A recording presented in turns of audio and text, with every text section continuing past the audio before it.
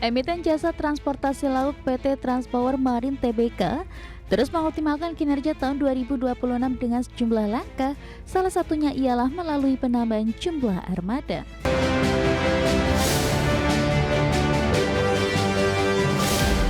Emiten jasa transportasi PT Transpower Marine Tbk terus menyiapkan sejumlah langkah baru dalam mengoptimalkan kinerja di tahun 2026. Salah satunya ialah melakukan penambahan jumlah armada untuk unit tugboat dan kapal tongkang dengan biaya modal mencapai 65 juta dolar Amerika. Emiten jasa transportasi laut PT Transpower Marine Tbk terus mengoptimalkan kinerja tahun 2026 dengan sejumlah langkah, salah satunya ialah melalui penambahan jumlah armada. Di mana perseroan bersama dengan anak usaha berencana menerima tambahan 17 unit tugboat dan 20 unit tongkang pada tahun ini dengan alokasi belanja modal mencapai 65 juta dolar Amerika. Korporat Sekretari PT Transpower Marine Tbk Rudi Sutiono menyampaikan bahwa selain untuk memperkuat kapasitas operasional dan mendukung kebutuhan pelanggan yang terus meningkat, penambahan armada ini merupakan bagian dari program peremajaan aset sekaligus berupaya tetap menjaga keandalan, efisiensi operasional, serta keberlanjutan kinerja jangka panjang. Sebagai informasi, saat ini seluruh armada milik emiten berkode saham TPMA berada pada tingkat utilisasi yang optimal berkat sinergi seluruh fungsi di perseroan, khususnya dalam memastikan ketersediaan kontrak, kelancaran operasional, serta pengelolaan armada yang optimal. Oleh karena itu, guna mempertahankan tingkat utilisasi yang baik di 2026, pihak manajemen akan terus menjaga hubungan jangka panjang dengan para pelanggan, termasuk bersandar pada keahlian tim operasional dan komersial. Adapun pihak perusahaan juga akan terus memastikan ketersediaan armada dalam kondisi prima, meningkatkan efisiensi operasional, serta memberikan layanan optimal kepada pelanggan agar tetap menjadi mitra pilihan di tengah dinamika dan kondisi industri pelayaran yang semakin berkembang dalam beberapa tahun terakhir. Berbagai sumber, IDX Channel.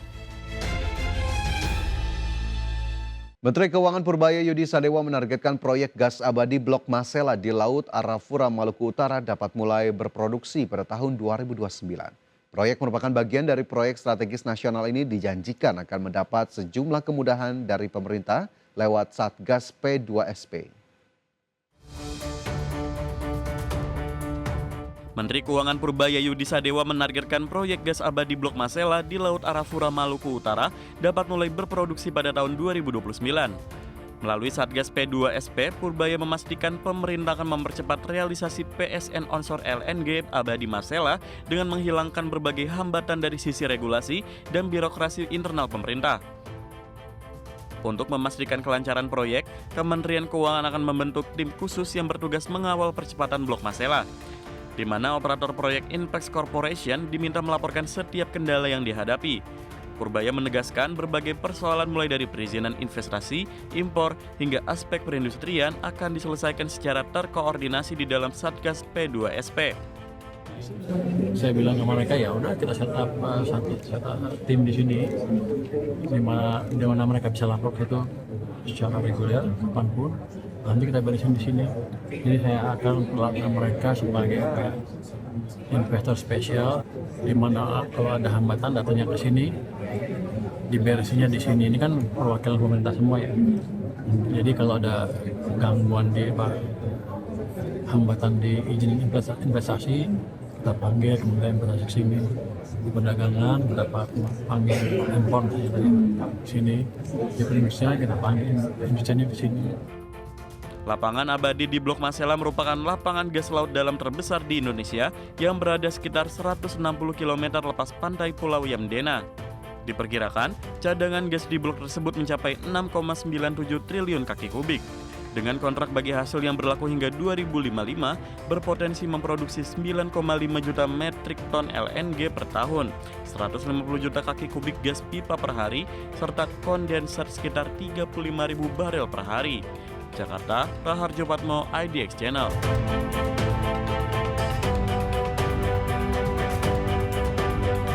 Menteri SDM Bahlil Lahadalia menegaskan kerjasama investasi mineral kritis dengan Amerika Serikat bukan berarti Indonesia akan membuka kembali keran ekspor bahan mentah.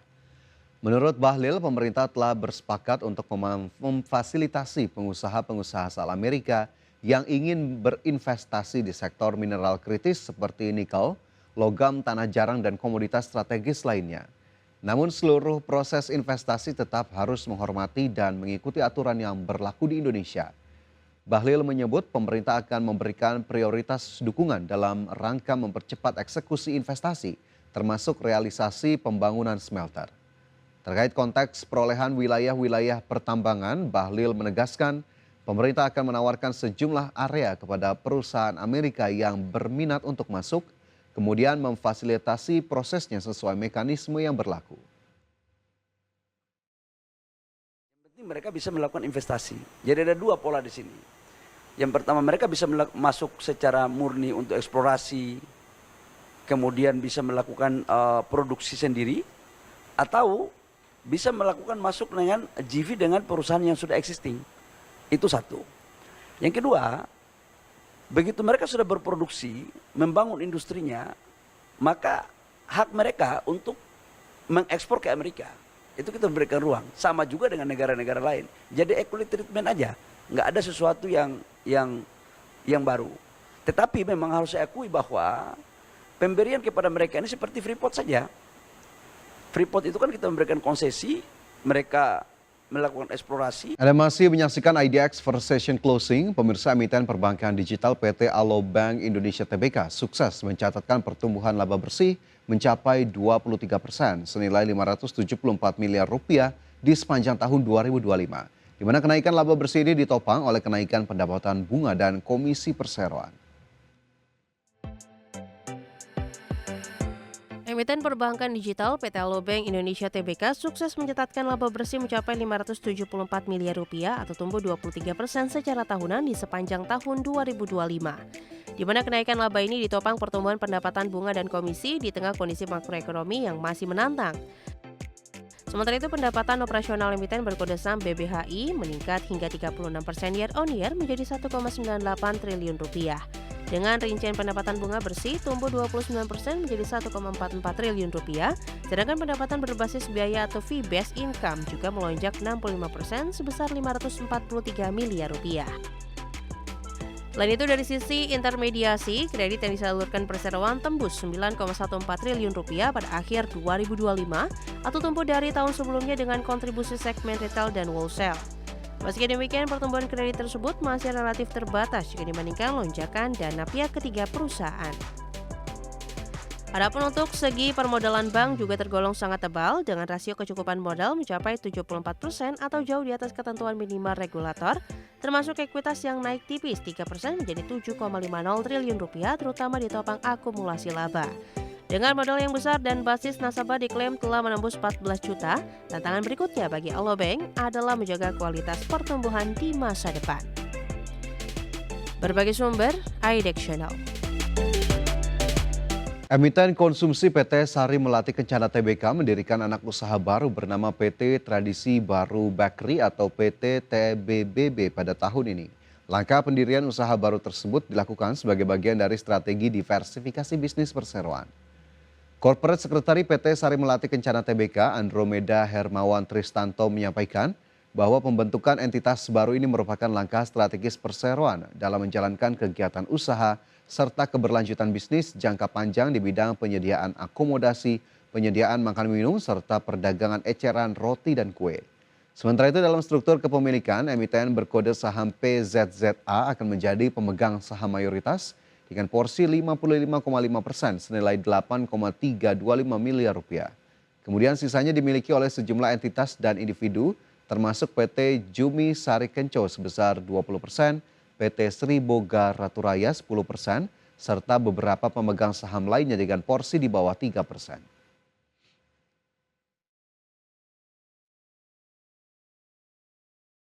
Emiten energi PT Samindo Resources Tbk tengah membidik volume pemindahan batuan penutup atau overburden removal sebesar 34,5 juta BCM dan target produksi batubara atau coal getting di angka 4,5 juta ton pada tahun 2026. Di mana sebelumnya capaian overburden removal perseroan di tahun lalu ditaksir mencapai 32 juta ton. Korporat Sekretari PT Samindo Resources Tbk Ahmad Zaki Natsir mengungkapkan bahwa guna memastikan target 34,5 juta BCM, pihak manajemen telah memiliki strategi yang berorientasi pada kinerja untuk memastikan setiap entitas anak beroperasi dengan keandalan maksimal di tengah dinamika industri pertambangan. Adapun keberhasilan dari langkah optimalisasi ini terrefleksi pada realisasi kinerja bulan Januari 2026 yang bergerak positif hingga melampaui proyeksi awal, di mana volume overburden removal tercatat mencapai 3,1 juta BCM atau lebih tinggi dari target yang ditetapkan sebesar 2,8 juta BCM.